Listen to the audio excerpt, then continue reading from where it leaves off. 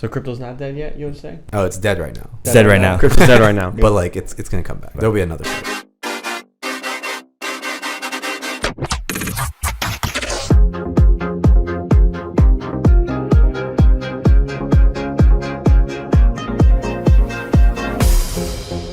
Hello. Welcome back to another week of Sometimes Crypto.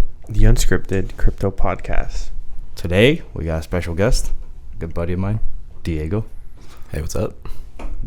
at crypto events, Yeah, tech meetups. That's where we met up. tech meetups. Yeah. It's been a long time since then. A lot of things have changed. Markets have gone up. Markets have gone down. Currently going down. Yeah. Nuking. Well, they are right now. Time of recording, date of recording. Because this episode's actually going to be posted in later. 3 weeks from now. Okay. There's going to be some time. Not normal for what we do, but we want to get some audio in. So, before I get boring, You're already boring. You I- already got boring. I don't know. I always get nervous for these things. Oh, really? I've been doing this for 42 weeks and I still get nervous. Still get nervous. Okay. I'm like not that nervous. So. Nice. All right, Diego. But maybe I will be. That's funny. So, you want to tell us a little bit about like your background in crypto, or Sure. Yeah. how you got into it? I guess before I get into the crypto stuff, I can start what I was doing before. I'm from Pittsburgh, Pennsylvania. I used to work as an analyst at Google Shopping as a contractor in Pittsburgh. Worked on metadata catalogs and built teams, scaled that up, did that for like 5 years. And in 2019, I quit my job and kind of traveled for a bit, moved to California. That didn't work out because of COVID. So then... Great timing. Yeah, terrible. And a lot of other bad things happened. But yeah, then I went back home, kind of was in crypto already since 2017 while I was working at Google, and kind of just spent 8 hours a day just in Discord, on Twitter, just trying to make it in crypto. And then eventually I made enough money where I didn't really need to work anymore for that time, but I like still wanted to work. So I made the decision that like I wanted to work in crypto full time, and that's the only thing I was going to apply to. Like any job that was outside of that field was not worth my time because I was clearly like obsessed with this thing. So after applying to a bunch of places, I kind of cold outreach to a place called Nansen. That was a pre-series A startup in the blockchain analytics space, and they created a role for me there. Had the same like metadata experience, scaling teams, and I worked on essentially labeling addresses on Ethereum and other blockchains, and scaling that operation over the course of 2 years. But since then, I've parted ways with them, and now I'm kind of seeing what's next. Surviving the bear. It's a big bear. And enjoying Miami. So yeah. Yeah, Miami's got a lot to offer, and crypto's got a lot to offer. A lot of things are going to be coming up in the future. I think the next bull market looks like it's going to be pretty bright with the new technology. Yeah, I mean, I'm excited. It's kind of right now it's pretty bad. Like the sentiment's really at an all-time low. The SEC is coming after Coinbase And Binance. They're trying to just kill crypto in general. Not just that, but they've already made it clear they've labeled multiple coins and tokens as securities already, doing what they did. Yeah, and so it's not looking good for the entire space, but also the SEC is pretty poor in terms of like giving any clarity to Coinbase or any other company in terms of like what are the rules here, like what do we do? And you can see that even like Brian Armstrong at Coinbase has tried to reach out to them like many times and like doesn't get any clarity, and now there's this big back and forth, and yeah, the fallout is now really unfortunate because now everybody's kind of just losing money. Well, to add to what you just said, like that they've been reaching out. Apparently, they had a congressional meeting a couple of weeks back now, and one of the compliance people who worked for Coinbase, Tip was on there, and they were like, "Oh, what has been the process to apply for special like exchange slash security regulations? And they're like, we tried for 16 months to basically get approval, and they're like, no. They asked them what. 16 months later, they go, what where are we at? They go, basically stop asking because we don't know. There's no answer here.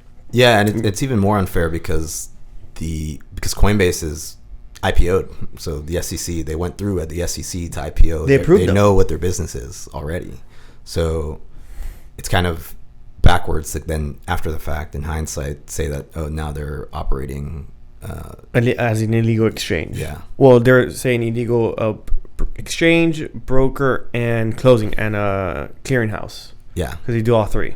Okay. Yeah, I didn't know it was all those. Yeah. Yeah. It was all three. That's what I read on their What does lawsuit. a clearinghouse do? Like closes ACHs are the close transactions, meaning approve the money, saying we had sufficient funds to move from here to here, and it's all approved. Yeah, and that's moving between bank accounts versus on their exchange. Correct, though. Okay. That's how you are moving. You're sitting on your funds. Mm-hmm. That's probably where it's coming from. Then when you pull out, withdraw your funds. I see. So multiple charges for them then, like multiple things that they're being alleged to be doing unregulated. Well, the clearinghouse are definitely doing because Mm-hmm. they do that. Yeah, but yeah, it's unfortunate. But I think it's just part of the FUD, kind of. Like, I mean, I'm a long-term believer in the space. Absolutely. This isn't the first time this has happened. And it won't be the last time. Yeah, and if anything, like, if the U.S., what will happen if this goes the worst way is that just crypto and will move offshore, right? So Completely. we'll just go around the world where they support innovation, and unfortunately they don't here. So yeah, that's the worst case scenario. I feel like in the end of the day, like, there's some kind of reason to kick back. Like, I think the SEC doesn't really have a case, so it's gonna be solved in the courts and whatever. Well, the current case is both Binance and Coinbase have to prove they're not trading securities, which that's the harder part. Yeah. Well, for Binance it's different, but with Coinbase, I think they should be fine. Like, I feel like they never did anything wrong, but they can probably prove it. But they did sell securities, technically, under security terms. Under what they declare securities and now. But then that opens the other can of worms of, like, why, like, these selling of securities and how we define securities. It goes to that, is really backwards and based on something from the 1930s when the 100%. internet didn't exist. So 100% agree. Yeah. So there's, like, a whole bunch of different issues there. It's a long wrapped in there. It's a long battle. Yeah, for sure. So, like, the definition of securities, you think that would be changed, or do you think like something would just be tacked on to this financial system? I'm not sure. I think for securities now, there has to be, like, the one big stipulation is there has to be an expectation that you're going to get a return on your investment. But you could make that argument that you could do that with literally anything. Any item, like, I can buy Rolexes or like the Messi tickets, the Miami Messi tickets. Like, I'm buying something out of speculation, thinking I'm going to get a return off of it. Is that a security? They have this thing called the Howey test, which that's part of it. And yeah, back from the 30s, I think, and seems a little outdated. And I think maybe out of all this, there will be changes for that, hopefully. For sure. I think they just probably control each one differently. Like, probably stocks and stuff like that will stay the same because that hasn't really changed much. But more so, probably the way you define crypto and all that will. Yeah, it might need its own set of rules. Which they say it doesn't, which is kind of BS. The crypto that doesn't need its own set of rules. The current argument is there doesn't need to be any change because it should be it can clearly be regulated with the same laws, but obviously it doesn't make sense because the ones that are securities or were sold as securities, sure, the argument there for some, but not all were sold with the incentive of you're going to make a profit or anything like that. Surely some have, but not all. And I mean, there's definitely some credence to what they're doing because, I mean, their goal is to protect investors, and there's definitely a bunch of scams in the space and people kind of pump and dumping on people and in some cases ruining their lives, or like erasing their life savings. So there's some aspect of like regulation that could be necessary, beneficial, but at the same time, in the sense of they're trying to protect investors, like everyone's positions are getting destroyed right now because that is because of you're trying to protect. Because it doesn't really seem like they're protecting much. So what I was thinking was like, I wouldn't say necessary. There might be some pros and cons to the regulations, but to a degree, why can't crypto just be the space that's the Wild West where you are responsible for whatever happens? You choose. Yeah, I mean that would be nice. Because I would be okay with that, but it's also like there's just so many scams that it's hard to even like kind of not to play. They have no case to because like for regulation of some sort. Being an advocate for crypto, you kind of want some regulations. At least I would think that you would want some regulations due to the fact that it gives people a peace of mind knowing that there's entities like monitoring it and looking at it, working to try to help them stay safe. And I mean, in a way, it's a little bit of it's an industry that's self-polices. Like the banking industry itself is super opaque. You don't know what's going on.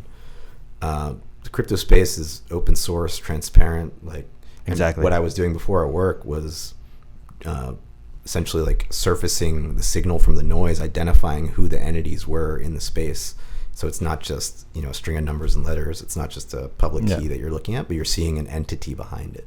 So like in the space, we're kind of like identifying who's who and then understanding what they're doing when they move money. Yeah. So like it's only pseudo-anonymous. Yeah, exactly. So then when FTX collapsed, like you could see on chain that like we couldn't find their funds at all. Mm-hmm. On the wallets that they have listed or claimed. Right? But now that there's all these like allegations or speculation on Binance, we know their addresses, and they have. I mean, last time I checked, it was like 64 billion. I was literally just gonna ask you because this is a question that I've been wondering for like a minute, and I just never found the answer to it. It was like on the back end, how do these exchanges, these centralized exchanges, handle their assets? Like, I would assume they don't have all their assets on one wallet. They would have multiple wallets. Centralized. No, they definitely don't. They have various either cold wallets, hot wallets, and then they have like customer deposit wallets essentially. So there might be some contracts that they use in between, but they have like a general exchange architecture where there's like a hot wallet and then there's cold wallet, and then the deposits. I see. It tends to be the trend for all exchanges. By any chance, do you know like an estimated number of wallets that they had? Oof. No, I don't. Okay. I don't know that. I probably could have looked that up, but I just never. Yeah, I feel never even. Yeah, because I feel being in a data analytics company like Nansen, I'm sure. Yeah, you could figure that out for sure. Wouldn't be hard. You could just query that. Mm-hmm. Yeah, Nansen seems like a pretty cool tool. Like the whole idea of organizing the chain so that it's amazing. It's an amazing tool. There's a lot of other competitors now. Like it was one of the first ones doing the labeling, but now there's a couple more. I think label specific. There's like Arkham, and then there's other analytics companies like Chainalysis, Basari, CryptoQuant. Yeah, but I think Chainalysis specifically focuses more so on like crime. They're like, which is why like Nansen was nice because it was focused on kind of helping the little guy win. Like since everyone has access to this data, giving them entity information and kind of giving them insights into what's happening with money flows was nice to kind of like give a more even playing field to the whole space. Let's see. I had no thoughts. I just said nothing. That's what he has to say. I'm like, I had nothing to say. Fair enough. But yeah, now I don't know what I'm doing. Kind of have some time, just figure it out. Enjoy the beach. Yeah. Be a bit more strategic with what I want to do next. I want to stay in the crypto space. You still do like trading, right? Yeah. Yeah. Although I've been much worse at it the past year. Really? Yeah, but like I think everyone was doing well in 2021. Probably the most crazy year of my life, and I don't think that'll ever be repeated. But Next bull run. maybe, yeah. Next bull run, you can try something. It was you can try it it was again. it was quite ridiculous. Probably the best year ever For trading. for trading. I mean, it's for me. Right. You know, I would imagine for others as well. But like the whole NFT boom, Oh yeah. DeFi. yeah, DeFi in 2020, and then I mean, you can still do DeFi then. You Yeah. can still do it now. You can still do it now. So it's actually, if you knew how to do if you knew about NFTs and trading them and just had like some slight sense, and you understood DeFi, like it was quite a good You're correct. time to be alive in crypto. Yeah. What do you think is going to be the next move, like the next bigger advancement in the space? I think what people are doing, at least, is now that you can stake ETH and get like 4%, 5%. There's like the LSD narrative, like liquid staking derivatives, Yeah. and you have Lido, Rocket Pool. There's a couple other ones, and yeah, you can. That's like the narrative, right? Like they stake your ETH now, and you can make like 4%. A year. Yeah. I find the liquid staking like a really cool concept. Mm-hmm. The fact that you could lock up some funds so that you could earn like passive reward off of that, and still have like a derivative from that has the value attached to it. Yeah, and you can take it to any other protocol and There's a backend. There's another stake it market. There's a there, whole bunch of or do markets. something with it somewhere else, and then eventually redeem it if you want as well. Mm-hmm. So yeah, it's pretty cool. I feel like that's the next big thing. I think also the biggest use case in crypto is like US dollar, like fiat, like Stable coins? stable coins. Yeah. Oh. I think he would people- disagree with that. Okay. I would say that's the biggest use case so far. That's like Maybe proven to be like, okay, that we want this. Like everybody wants this. 100%. It probably won't be in the U.S. Sure. Yeah. I could see that. I won't disagree, but they're most likely the SEC is going to go after that next. Yeah, or they more of like use Ethereum and what already exists as like kind of the good USD equivalent, like USDC, to be part of whatever new central bank digital currency system that they might set up. Not sure, but I feel like the channels are there to build that, and it's already built. So then if they're going to try to build their own It depends how Fed they go. coin, Yeah. we're just going to have more of a currency war, and maybe not in their benefit. Not if you can ban it. Yeah, I mean, you are able to blacklist addresses. Because their thing would be just to ban Tether and Circle Mhm. from being used But here. then like everyone's going to leave. What do you Like, mean? I'll leave. No, I'm not what do you mean? disagreeing with you. I'm not saying that at all. Yeah. I'm just saying if they do go for that crypto ban to kill crypto, Yeah, they would definitely go. They would have to go to the stable coins. yeah. Well, what do you mean by blacklist addresses? Like there's like a method in the contract, I think, that you can just say like, I don't want this address to Like putting be it able into to the send or receive. I see. Yeah. But so that contract is ran and operated by a centralized agency Yeah. for and someone- yeah. stablecoin specifically. Yeah, I mean, from what I understand, they are able to blacklist Yeah. addresses on USDT and USDC. Mandatory. I see. Yeah. And if the U.S. government decides to enforce that like regulation, saying, "Oh, you need to blacklist addresses," Yeah, I mean, but they're also rolling you up with like legitimate criminals, like everyday people. I don't know, it seems yeah, very ham-fisted, although they are ham-fisted. It would Heavy-handed? be even more, yeah, heavy-handed, and I don't really see that winning as like a winning maneuver for the government. I think But I could be wrong. any maneuver against crypto is not Yeah. going to be good for the United States economy or any economy. Not the way it's going now. I try to have some hope, considering I live here and like. Yeah, exactly. You know, Trying to be I like want to a believe in this country. a bit of a statesman. Yeah, it does kind of just. It's just unfortunate because that's the industry I'm in, and it's just being completely attacked, and I feel like that's unfair. It's important to stand for your beliefs. Yeah. And So that's what I'm saying. Like maybe it's better to make moves offshore or start planning a life that could be offshore, or just like I mean, if You're an American. You if- can go in and out whenever if you there's- want. get a if there's- second passport, if there's a hostile- build a hostility residency to it, somewhere yeah. else. You're an American. You can go. You can come in and out whenever you want. at the end of the day, That's the money perks. speaks. Yeah. What? At the end of the day, money speaks. If the United States government Yeah, is yeah. on attacking crypto's gonna leave, and they're gonna lose that advancement. That's a whole market that's growing rapidly. So, but yeah, like William said, also you could get second passport. No, he said get He said second second passport. Yeah, you can always come back, is what he said. Yeah, well, I said you can. You know, what I'm saying is you can already freely travel. Just You're pretty good. get second passport and then work on that third one, which is the harder one. And then you'll be golden. And then yeah, Is that what that is? Yeah, you could get. Yeah, You could it's get. like a there's whole- no No, cap. I know. There's no cap. there's a whole thing about this. Yeah, it's like a whole. Yeah, I think with 3 passports, you should be able to travel the world. Yeah. Yeah, and there's There's specific ones you want though.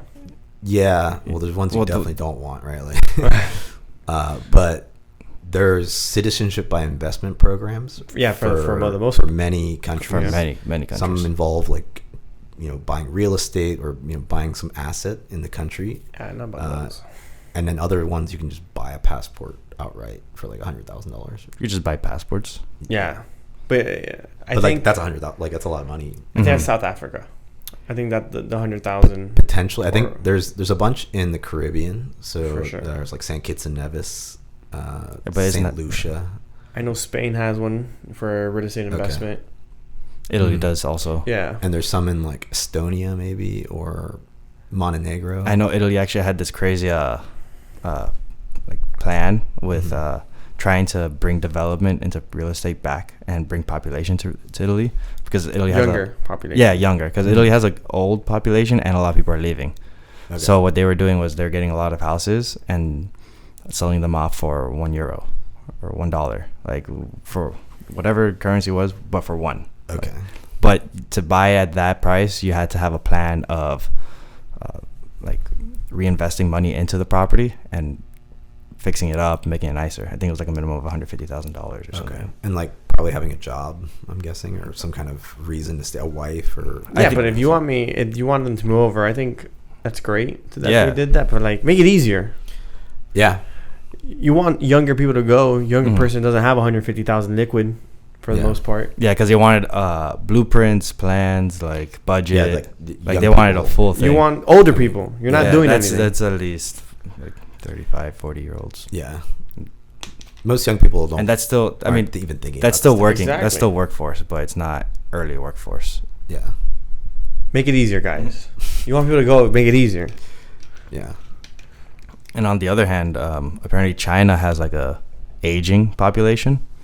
Oh, So Yeah. like I think I saw somewhere saying that they're estimated at 1.3 billion Mhm. population, and I think like the next decade or something around that time frame, it's gonna drop to like 650 million because of the sense. population aging so rapidly. Yeah, that's the one child policy. Yeah, that they Yeah, had. they which- don't do that anymore. Yeah, but Right. they had it for. But that's for a what while. caused Mhm. their demographics to be now stunted. So essentially. skewed. They don't have a working, like a youthful Yeah. working population. And on top of that, the population that's going to be retired is going to be larger than the workforce. Mhm. Yeah, and the average age for China is like 60 plus, I think. That's crazy. Like it's just going to be. They're not in the middle. Yeah. So yeah, it's a good way to look at it. Like demographically, China is not in a good spot, but the U.S. is still pretty good. Demographically, Yeah. I mean, We have the right age For now. clusters. Also because we have so many people coming in. yeah, U.S. That's has a what's lot of helping. a That's what lot help- of that's immigration. What, Yeah. balances out our population. And then there's places like, I'm not sure where, but in Africa, there's some places that have like huge youth populations. So like that's going to be a big force coming Coming in the next So like just 10 looking at it demographically, Yeah, you could say like, oh, China's probably on the decline. The U.S. is doing all right, and like Africa might actually have a huge boom. Africa's on the come up for Yeah. sure. Probably not all of it, but like Yeah. there will be big nations coming out of there. So now we learn, guys. Get multiple passports and invest in other countries.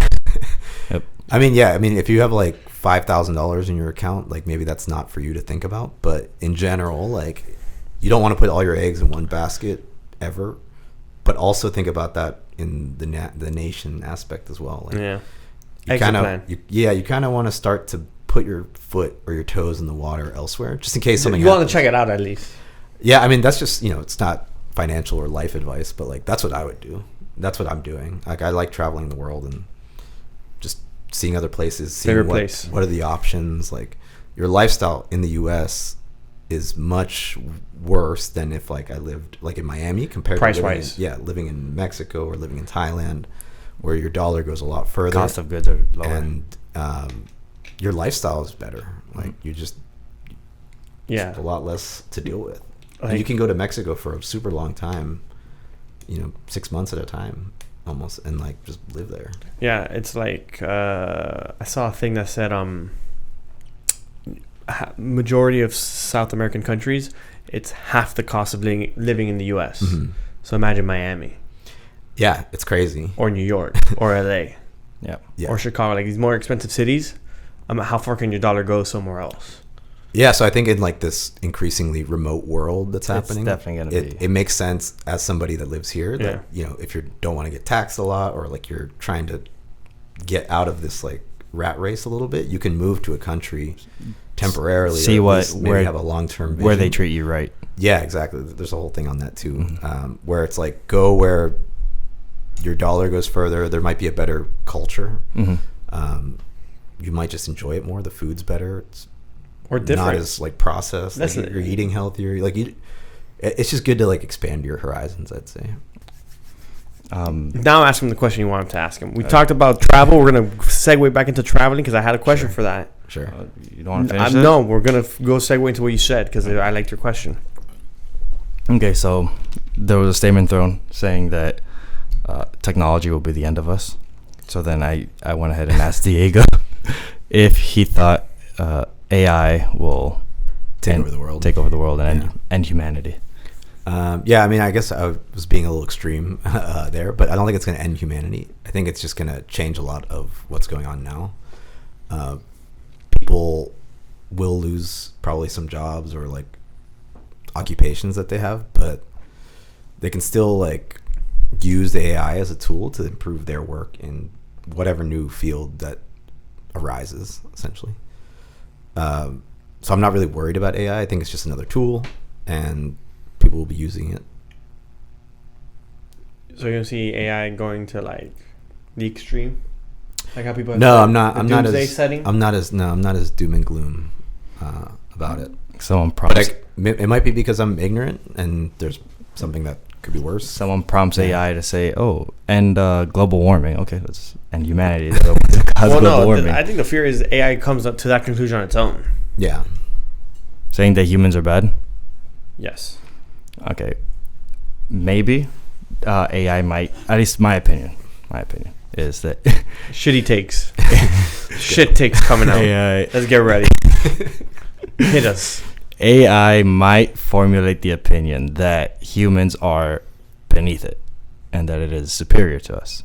But I still think that it will have the ability to understand that we do have some type of added value, and it'll keep us around for that specific added value. Okay. Such as interaction with the physical world. Okay. Which AI has no capability of doing that, but I'm pretty sure. But I'm pretty sure they will have. At least it would advance quick enough where it would understand how the physical world works. So it's gonna need us as a liaison of sort. Until we get iRobot. That's if it wants to present itself physically. You don't think it will? Why would it? Why wouldn't it? Constrained to what? To physics. But it's not. But won't people use it to build something else? Yeah. Like a bigger server? Like or a bigger robot? You just have two mecha AI robots fighting in the middle of LA or Miami. That would be kind of dope, though. Yeah. Doesn't sound bad. Could be worse. No, it sounds... sounds like the end of the world. Sounds pre-apocalyptic, yeah. I mean, guys, we're degens. It's okay. Unrelated. No, it doesn't, right? In terms of blockchain, crypto, mm-hmm. Do you think AI and crypto are the same? Do you think that they're different? Do they work together? Because they're both emerging technologies, and a lot of people have their eyes on them. Yeah, I guess my opinion would be that they're kind of totally different in a way. Where AI seems to be creates a lot of lies. It's like a liar, like a pro liar. Kind of tells you, like when you ask a question, it might tell you unreliable, like what the results are. So you kind of don't know what's actually true. But with blockchain, you always know the source of truth because it's there, like it's proven. Yeah. So it's almost like AI, like the idea of it, kind of competes with blockchain because one is truth and the other one is like generates ideas. Yeah. So that's with like, yeah, what you're talking about specifically sounds like the the intelligence part of AI, where it's like, formulating your thoughts and ideas. If you were to ask AI how hot does the sun burn, it should give you a pretty precise number and an accurate number, not just a precise, accurate number. But if you tell it to write a creative piece of literature, you would hope that it would be something unique and new. Mm-hmm. So in terms of like validating prior information, it does spew out misinformation at times, but that's usually because the sources that it's getting it from is false. So I think, and I talked about this the other day, that AI will commingle with blockchain, so that the sources of information doing like scientific analysis, like scientific tests, will be validated through the blockchain and then used in AI for answering information or like gathering the information fast. Yeah, I think that totally makes sense. I think the AI hype cycle is feels like it's kind of over, but it's actually, I feel like it's just starting. It's, crypto's at the bottom. AI is going to take off. It'll probably have a blow off top in terms of speculation, and then people will come back to crypto, I think. But there's definitely something between them. So earlier I asked you, I was like, what do you think is the next move in crypto? Like next big technology? You said LSD, liquid staking derivatives. Yeah. And well, it is. I think any new financial tool that gets added will definitely help development and onboarding and just overall the growth of that market. But I think AI at some point, not right now or not in the next bull market specifically, but I think maybe after that it will probably get intertwined with it. I think coming up we'll probably be seeing a lot of soulbound tokens. Okay, yeah. Right? You know what soulbound tokens are? Yeah. It's like the NFT that you can't ever get rid of, right? Mm-hmm. Yeah, it's stuck on a wallet. Yeah. So if someone labels you if multiple people label you as a not trustworthy person, that's it. You're stuck. At least that wallet, you can't trust it. Okay, but then, because I haven't really explored this topic at all. But how does soulbound tokens? Yeah, like I know about them, but how does, like, if I give somebody a soulbound token that tells everyone that they're a bad actor, like who am I as an authority to give? Correct. Yeah. So in this specific scenario, that's kind of one that I just pulled out of like my head. Okay. But for that, it would be like some type of decentralized organization that gives people certain rights to like say if someone like, oh yeah, these people are good, like are saying like valid stuff, and these people are saying invalid things. So if maybe not one token, like one soulbound token won't be enough, but a handful of soulbound tokens coming from different wallet addresses. Okay, so everyone would have to be like attacking. Yeah, it's like exactly. But I mean, other examples for soulbound tokens would more commonly talked about would be certifications. Yeah, that's what I was going to ask. It seems like it might be good for like building a resume. Yeah. Or like this on-chain identity idea. And yeah, like, oh, you did this, or you were farming this, or you took part in this DAO or whatever, and then that's just part of your on-chain identity. Correct. Okay. Yeah, I think that's like the main. Yeah, that I think. Use case. Yeah, so I think that'll be the use case that gets used in the next, or it starts getting implemented in the next. Cool. Yeah, I've never actually used one or token, received one. So And once you get one, it's done. You got it. I'm bound by soul. I think the term is pretty cool. It's like, That sounds scary. it's an intense term. Yeah. It's not to be taken lightly.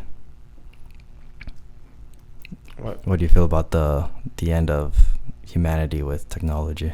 We'll be fine. We'll figure it out. We'll mix with it. No, I think like any other revolution that happens, We'll get Neuralinked up. The agricultural, industrial, like people lose jobs, the whole system changes, new things will come out of it. Like we're not all just gonna twiddle our thumbs every day. Like we'll find something else to do. I know the tangent question, but do you play video games? I used to. Yeah. So Like a while ago, then I'm assuming. Have you ever played what is it? Cyberpunk? no, 20 whatever. I played Fallout, which is maybe the closest thing Is to it? that.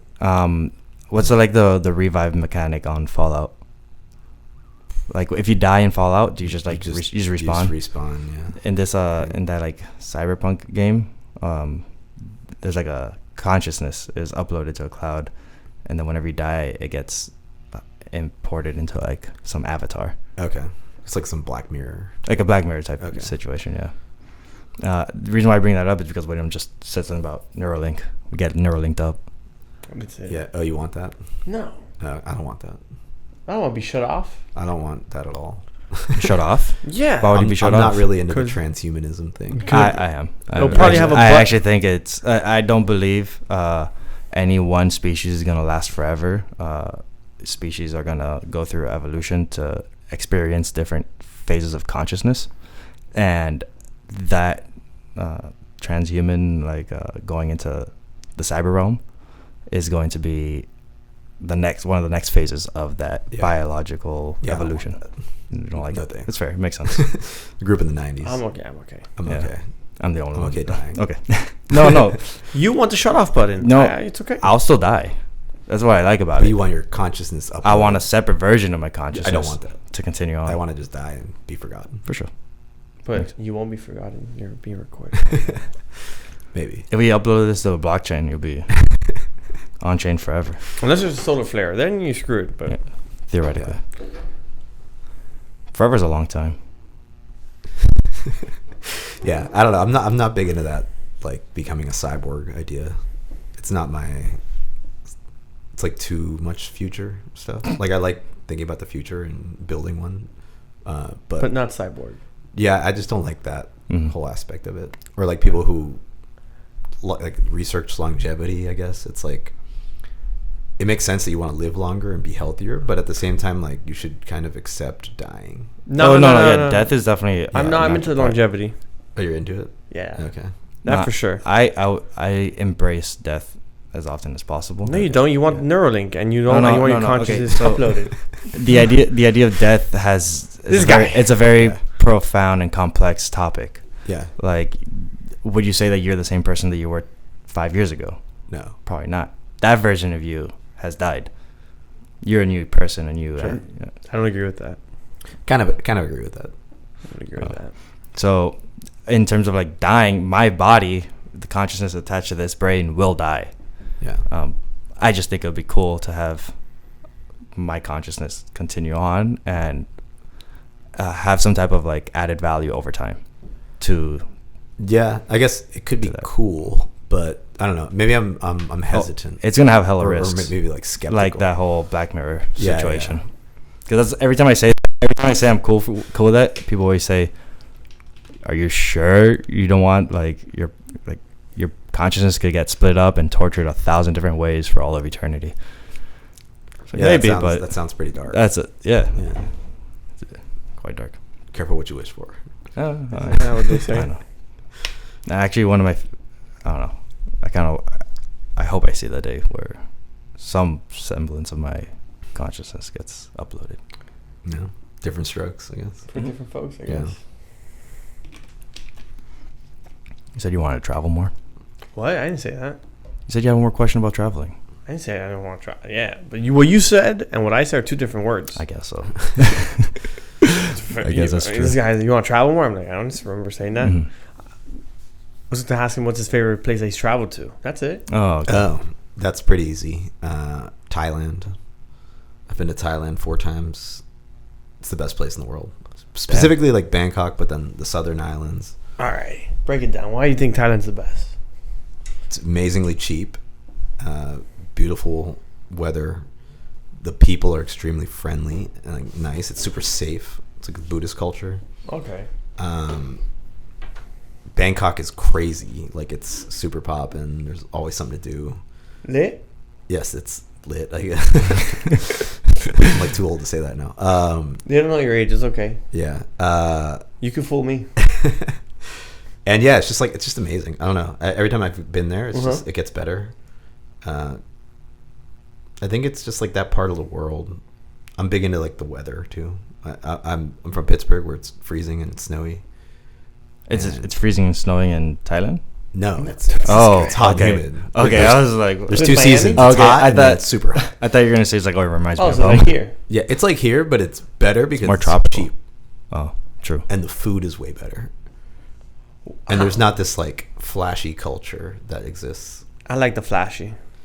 I think it's fun, but it's not really like my style. That's fair. Yeah, I like the like homegrown. So I said I like the Real. flashy, which I do, but it's like I like the fun flashy, not the arrogant flashy.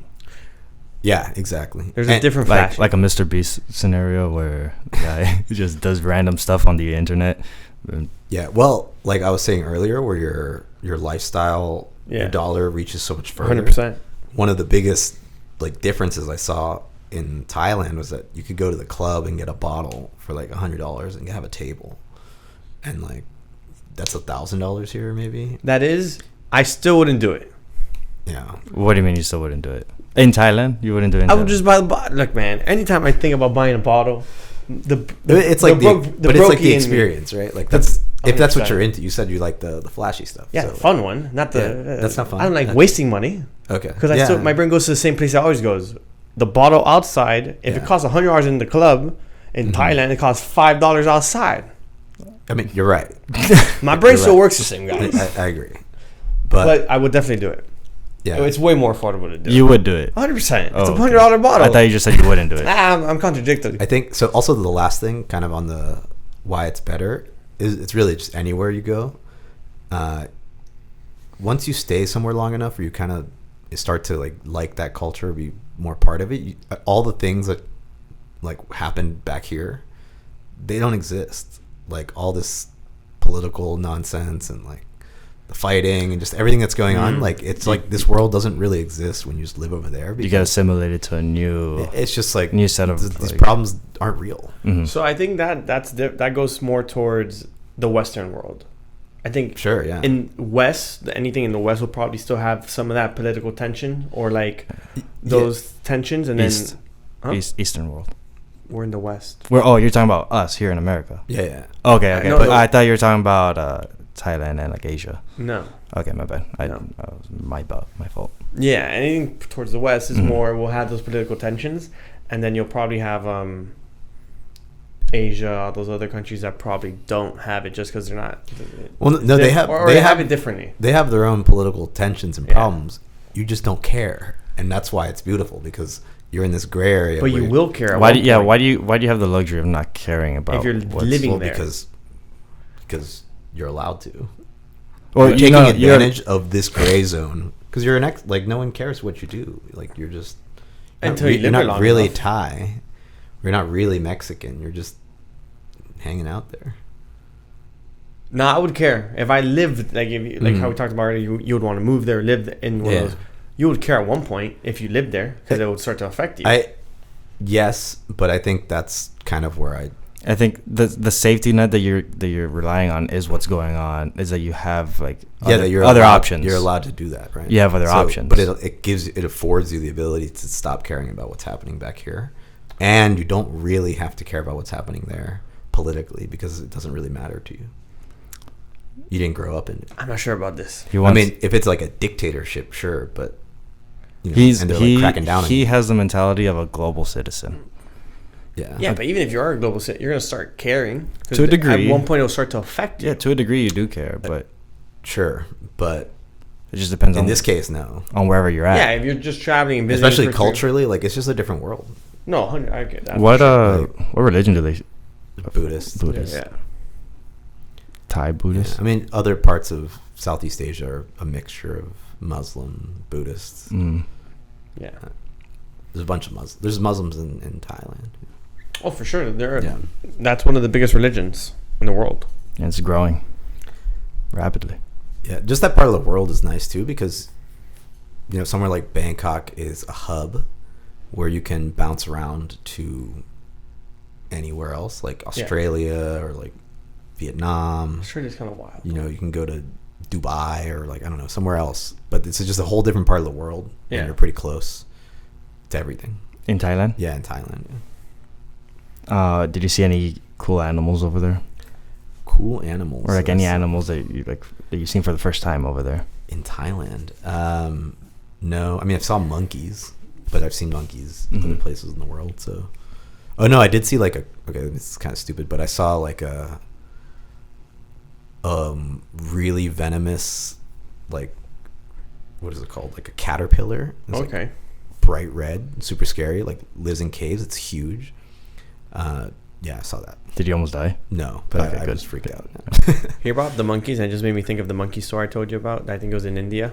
Oh yeah, you told. I don't remember if it was in India. Yeah. Don't quote me where it was. You told me. But apparently, these monkeys in some part of the world were grabbing puppies, climbing up roofs, and throwing the puppy off the roof. Wow. The reason they were doing it was because a pack of wild dogs killed a baby monkey, and they were getting revenge to all the dogs in the area for doing so. Monkeys are wild. Yeah. And apparently, like, it was enough that the population of wild dogs in the area went down. Like, that's how many they killed. Oh, wow. Yeah. Like, they're just like... Monkeys freak me out. I had a monkey. I was in Peru, and there was a monkey at this sanctuary that I went to. And the monkey, like, right when I walked in, it, like, clinged on to me and, like, grabbed my hair. But then it just wouldn't leave. I'll be terrified. And then by the end of the thing, I was like, all right, like, it's time to go. And he was like, nope. And he was like, I feel like he's gonna rip my scalp out, and they had to have like the trainer lady, like, oh yeah, like it was not fun. Like, that reminds me of that video that you're probably gonna bring up right now. It's an orangutan in an enclosure. Not that video. That wasn't the one I want to talk about. Oh no, this is the worst one because he said the scalp. It was on his head, on your head, right? Yeah, it was like ripping. Okay. It was like pulling. It was grabbing on scalp. So before you started, let me finish this. Go for it. But it's an orangutan that's in an enclosure. Some guys just kind of in the area, and the orangutan reaches out and grabs him by the arm and just starts pulling on him. So then there's people trying to pull the guy off of the orangutan's grip, and the guy, if I was that guy, I'd be scared beyond belief.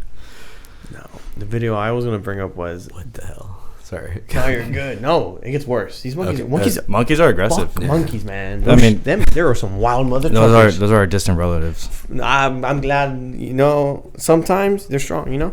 This monkey video was this guy just chilling, sitting down, minding his own business. It's a flock of monkeys all around, and this monkey just runs up to him, bites him in the head, and then rips off a piece of scalp, and then dips. Dude, what the fuck? What? Yeah. Damn. You know what that is? You're just chilling there. This older guy, and the monkey just goes, bites him on the head, and rips. Like, all you see is a piece of his scalp just flop, and he's just starting to bleed on his scalp. Craziness. Monkeys are wild. Yeah. And people still try to train them and like hang out with them, live with them. So they can do that with little monkeys, because what I've heard happens is their muscles atrophy, so they don't get as strong and as big as they would if they were left in the wild. So all those captured monkeys die young. Okay. Because they're not allowed to grow. So like the one that Michael Jackson had, apparently his monkey, whatever. I didn't know he had a monkey. He had a monkey for some time. Apparently that wasn't the first one. Like, he had to switch him out. Okay.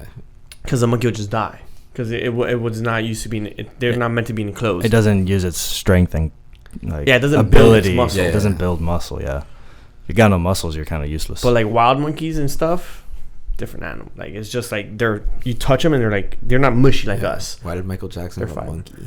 Because he had money. Did he have a zoo or? He had a zoo. Oh, okay. He had a zoo, like zebras and all. I'm not sure what animals he had, but he did. It was called Neverland. Right. Oh, that's true. But that's just his house. Amusement thing. He also had that. That's his home. Okay. Yeah, he had a little bit of everything, guys. He was a multi. I mean, he was not just rich, he was super famous. Like Yeah. everyone around the world. Yeah. Yeah. It was another level. Probably comparable to like But yeah, man, Political monkeys are figures. crazy. monkeys. Monkeys are pretty interesting creatures. So that's why you gotta buy whatchamacallit, ape coins. Ape- Gotta buy them. Which is also not doing well. That was a joke. I Mm, didn't really mean it's to. not make sure- not not You don't financial really need to buy. advice. That was a joke because we're on a tangent. Yeah.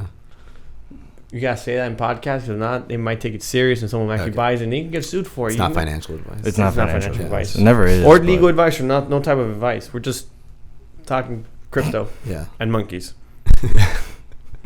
That's what I'm saying. You said ApeCoin's not doing too hot right now. I mean, nothing is, but yeah, True, ApeCoin. True. Because you could, I think when they opened up staking for ApeCoin, and you could stake your mutant or your bored ape or your dog and get ApeCoin. But I think at that point, like the mutant or like all the NFTs were way higher and the ApeCoin was higher. So pretty much you're just losing money by doing that.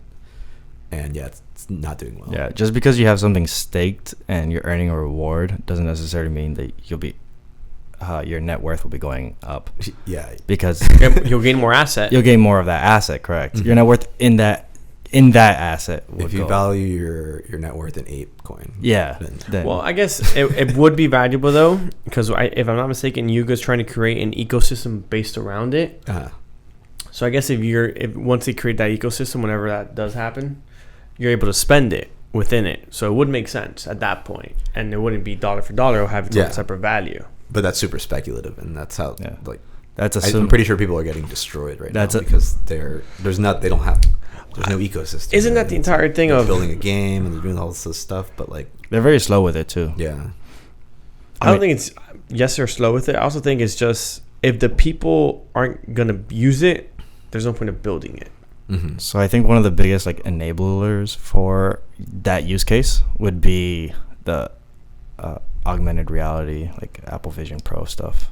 Yeah. Like having some type of like 3D figure just following you around in the world, or like being like your buddy or your assistant or companion of sort would be cool. Like a cool use case, but not necessarily a video game use case. I'm sure there will be video game use cases. I don't really know what they're doing with the coin, but I thought it was for a game, but the game doesn't exist. The game is not out yet. They're working And on they're it. building some other game. They also. did some game. It was like Dookie Dash. Yeah, I played that. Yeah. Yeah, Was it hard? it's pretty hard.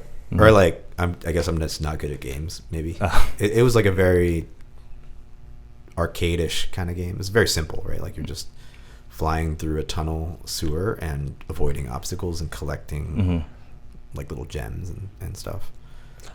I would also say they're not game creators. It's not easy to build like a good game. Yeah, but they got like the previous like CEO or something from Blizzard, Who Yuga. They have some heavy hitter in their... Yeah, I don't know if it on was a their CEO team. or some. It was I don't someone. know if it's the CEO of Blizzard, but... You said CEO. Yeah. That guy's...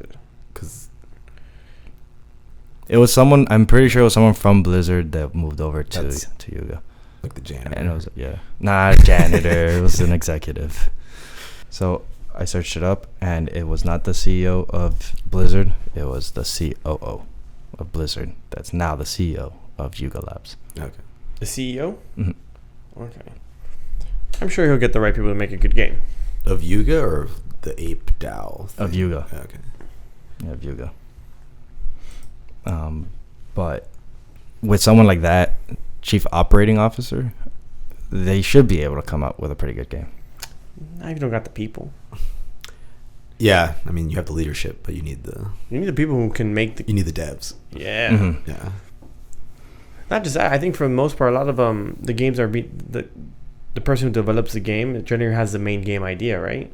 Not always, but for like Diablo. Yeah, so that Dave guy, Dave Dobrik. And he created multiple games. He's a legend. Is he? Yeah. I mean, if you make Diablo 2. Yeah. He made the Diablo series, Yeah. if I'm not mistaken. But like, if you make that, you don't have to do anything else ever. That's the The guy. game's still played today. It's like 20 years. He also made Skyrim, I think. Skyrim, okay. That's Elder- crazy if you Elder made Skyrim. Scrolls. Okay. I've never played those. Elder Scrolls Online. Yeah. Let's double check. but they're pretty That's, popular. Bethesda, Elder Scrolls Online. So, these video games for Web3, for them to come out, I don't know. It has its use case. It's gonna, I think, like gonna ownership happen. of digital assets. Yeah, I think the problem with most crypto games currently are that they're not fun. Like they're focused on like the whole earning aspect, Mm-hmm. and they kind of forget to have fun. Yeah. It's the whole point of the game. But I think that it could totally get incorporated or be done better in the next iteration or the next cycle where there's going to be better games. There's already some, I know one, it's a trading card game called Parallel that has a real game that they're like beta testing now. And card games can be pretty popular. I'm still not sure how they're going to incorporate the NFTs that they have, but it looks cool. Like the art and the design all looks really cool. So I don't know if the mechanics are good, but it's currently being tested now. And that one has like decent hype. So Yeah, trading card games are fun. But at the end of the day, all games end up consuming large amounts of capital. And if it doesn't sell and people aren't playing it, it kind of... Yeah, exactly. They gotta focus on making a good game before they make it all about like earning or incorporating the NFTs. That's the issue. Everyone's focusing on the earning aspect.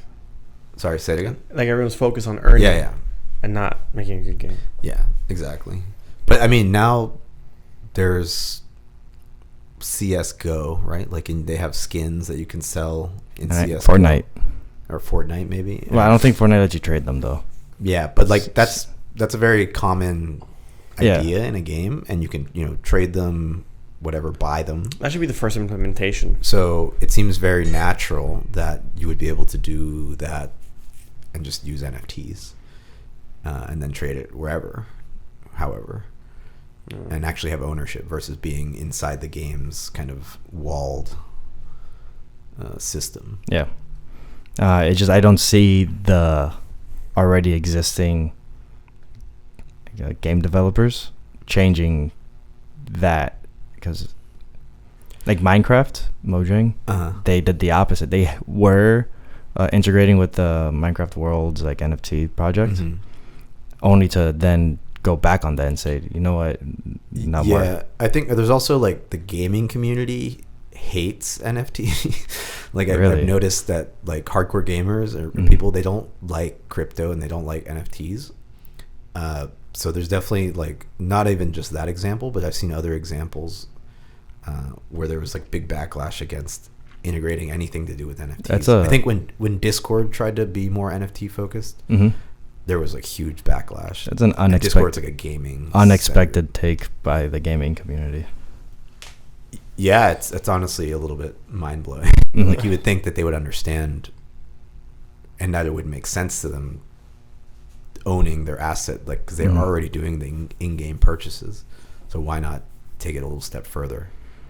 But yeah, maybe it's a bit of like reluctance and skepticism because they see crypto as like a nefarious industry, or maybe it's too scammy or whatever, or like they hate NFTs and the art sucks. I mean, NFTs do have a pretty tarnished name as it is. That's where we're gonna stop calling them NFTs. They're non-fungible tokens. Yeah. No more NFTs. Okay. You don't like. We're saying the acronym. Just gonna just say the acronym messed it up. Acronym fucked it up. Sure. No more acronyms. I think there was clearly like too much going on, but I thought it was interesting, at least for two things, which was one was like the fine art aspect. There was a project called Art Blocks that was the first making like print runs essentially of NFTs, generative art, and they were quite beautiful looking. Like I would say quality. So I thought those are nice, and those I think will probably, if you were like an investor or like a speculator, those will probably hold up over time, because like serious art collectors and people with money would want to keep those, because it's kind of part of this neo art movement that's happened with NFTs and part of art history. So then on top of that, there's also the PFP movement, like profile pictures, punks, obviously, like people love punks, and the apes as well. Like they're kind of cemented in art history, even if like you might hate them. Absolutely. You might hate them, you might love them, you think punks, they're ugly, apes. like whatever. For sure. It's kind of part of this movement already. Yeah, no, it's And not just. it's undeniable. So it's I think undeniable. that It's undeniable. They're gonna hold up long term. I'd say, even if maybe they won't ever reach the heights that they did, or not anytime soon. Not bad. But like, I think there's definitely something there for a serious art collector. Absolutely.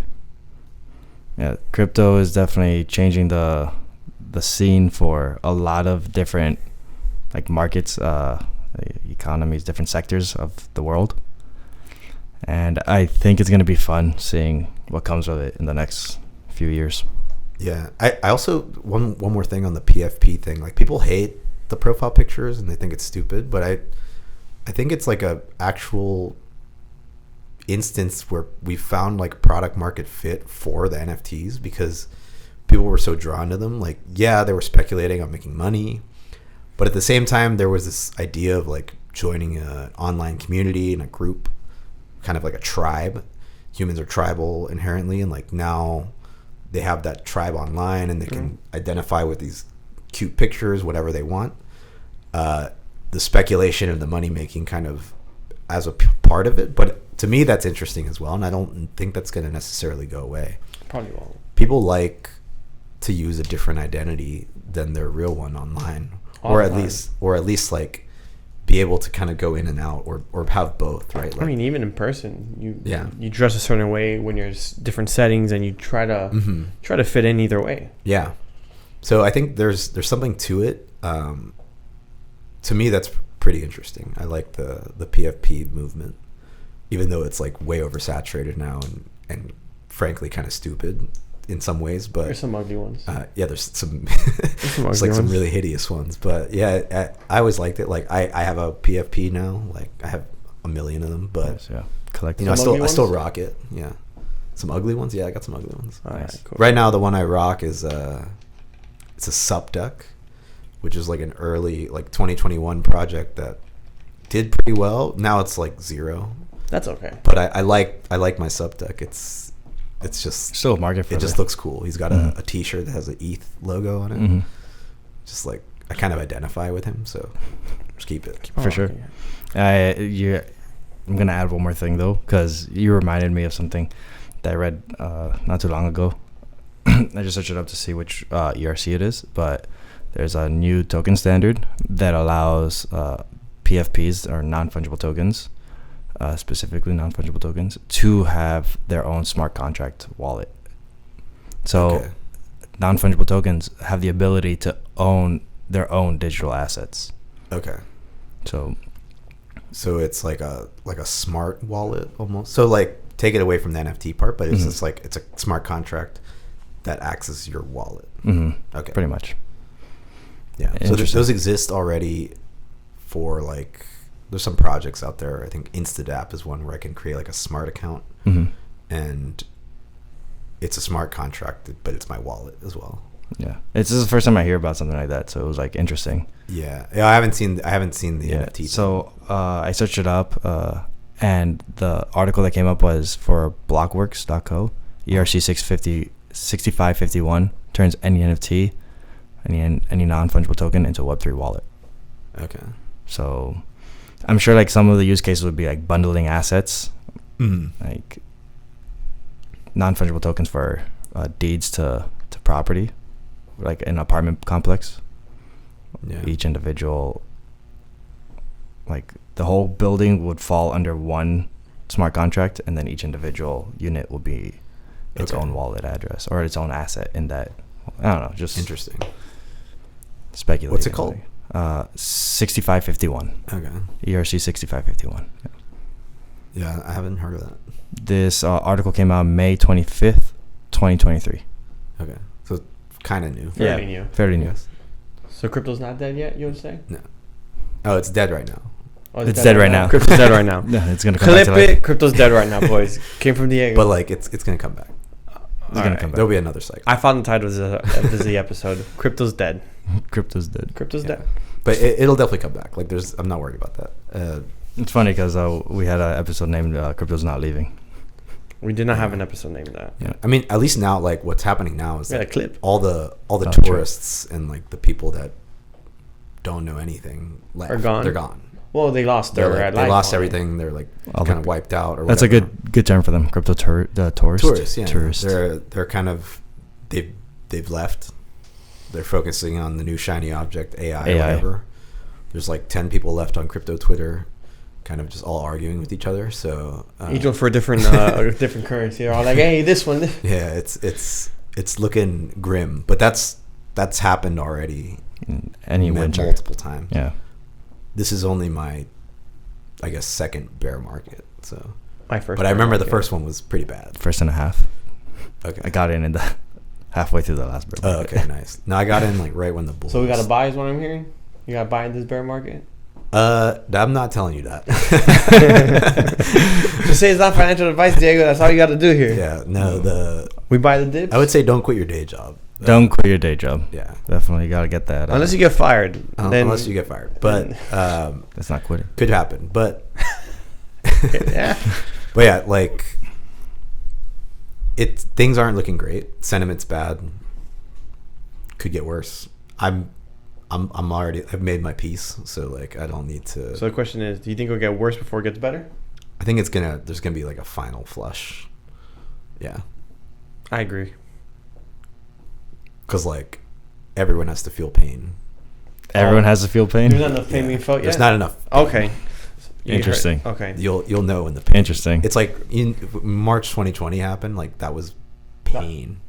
Like the entire market almost collapsed. Like the crypto market was, it was over. That was true pain. So I feel like we have another final flush. Maybe not to that degree. March 2020, you said? Yeah, like COVID. So Mhm. like when COVID happened, Mhm. everything was Yeah, dumping. but like that was every crypto, economy. like Bitcoin almost went to zero, and like they turned off the exchange and then didn't go to zero. So like, All right, so one more flush, and then crypto comes back alive. yeah, Fair that's how I enough. see it. But that could be like 6 months. 7 months. Do you think it's waiting on the Bitcoin halving? I mean, that's part of it. It's I like guess a historically, major factor to it. Yeah, I'm still a Bitcoin guy, even though it's not as useful. Fair enough. We had this conversation Yeah, yesterday. yeah. I will forgive it to you. But yeah, you still want your Bitcoin. Definitely. Holds value. Yeah, I don't know about that. But Supposedly. depends how you measure your wealth, right? Right? That's one way. You measure in Bitcoin. I guess we'll wrap it up then. Yeah, we can wrap it up. Diego, it's been a pleasure, as Yeah. always. Thank nice you, seeing guys. you. It's been great. It's been another fun episode. Anything to plug? Not really. I used to have things to plug. Not now. You want to I plug? guess You want to plug yourself or not even? plug myself. I guess you could find me on Twitter at twitter.com/bitpaq. So it's like BITPAQ. You'll see my subduck there. It'll be down below for sure. The link will be in the description for sure. Well, it's Cool. been a pleasure. You don't want to plug any He- previous project? No, No, he doesn't. God dang it. That's This it. guy It's like, looking listen, for fights listen. out here. I'm sorry, Diego. Now we got to deal with this guy. Thank you for fights. It's been a out fun here. episode. Yeah. Thank you for coming. Thanks, guys. See you Well- next time. Well, whenever this comes out. Yeah, next time at your favorite crypto podcast. You got nervous again? How did you get nervous just now? It's the outro, man. It's the outro. He's got to look at the camera. It's just Look I'm looking at myself. It's very Yo, it's been another week of Sometimes Crypto, your Your favorite favorite crypto crypto podcast. the unscripted crypto podcast. Thank you.